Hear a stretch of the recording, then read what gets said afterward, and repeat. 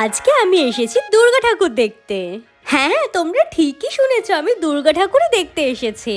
আমি কিভাবে এসেছি বা কোথায় এসেছি তোমরা এই ভিডিওটা পুরোটা দেখলে দেখতে পেয়ে যাবে। এখানে ঢোকার জন্য তোমাদের কোনো এক্সট্রা চার্জেস লাগবে না।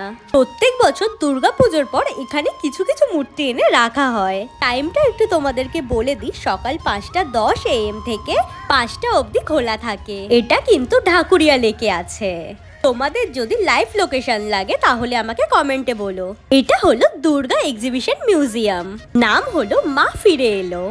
আর রাত্রির বেলা এই আইফেল টাওয়ারের মতো গেটটি এত সুন্দর লাগে, জাস্ট তোমরা না দেখলেই নয়। এখানে ফটোশুট করতে কিন্তু একদমই ভুলবে না।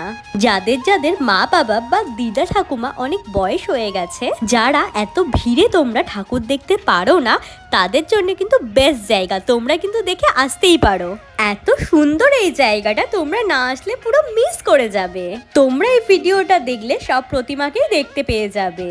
আচ্ছা, তোমরা কিভাবে আসবে চলো তোমাদের সাথে একটু শেয়ার করে নিই। রবীন্দ্র সরোবরে আসতে গেলে তোমাদের প্রথমেই কলকাতা শহরে পৌঁছাতে হবে।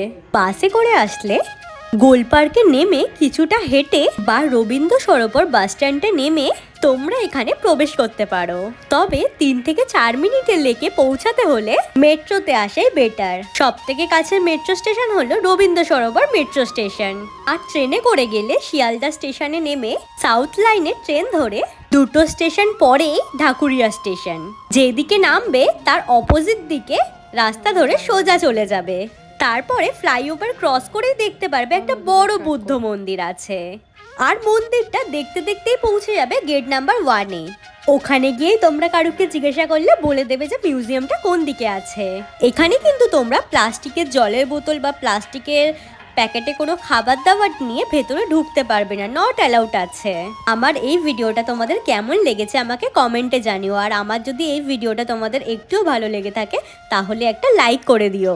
তোমাদের একটা লাইকে আমার ভিডিও বানানোর উৎসাহটা একটু বাড়বে। চলো এখনকার জন্য টাটা, খুব তাড়াতাড়ি নেক্সট ভিডিও নিয়ে চলে আসবো।